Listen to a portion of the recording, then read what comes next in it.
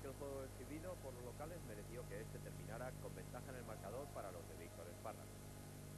Sin embargo, la actuación del colegiado alemán Kirchen dejó mucho que desear y anuló 2 goles a los valencianistas, además de no señalar un claro penalti al búlgaro Pené.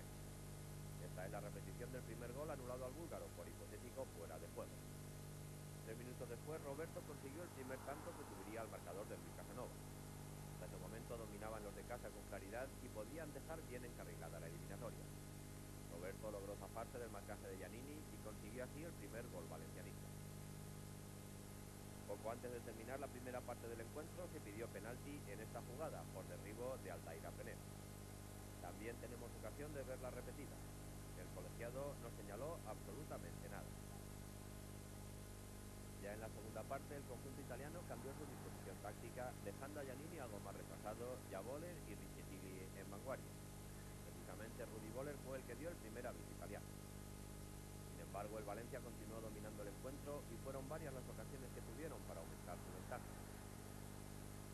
En el minuto 19 de esta segunda mitad, el colegiado Kirchen volvió a anular otro gol a los locales, en esta ocasión en una falta ensayada del Valencia que terminó con remate de Eloy al fondo de la portería.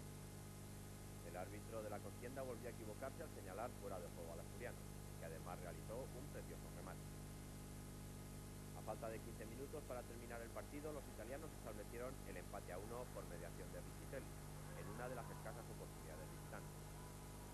Un gol que valdrá por 2 en caso de que la eliminatoria termine con empate en el Estadio Olímpico de Roma. El Valencia lo siguió intentando en los últimos minutos de juego, pero el marcador no volvió a moverse y al final reflejó un resultado injusto. Sinceramente, el Valencia jugó bien, hizo goles, lamentablemente hicimos 3, nos validaron 1.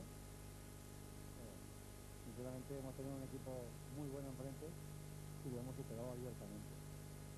El Valencia ha jugado mucho mejor que la Roma, ha creado muchas más ocasiones que la Roma y han sido anulados o los dos o algún gol que ha sido válido y por lo tanto, bueno, todo se ha vuelto en contra del Valencia y ellos han marcado aquí además, entonces el resultado es muy malo para el partido de vuelta.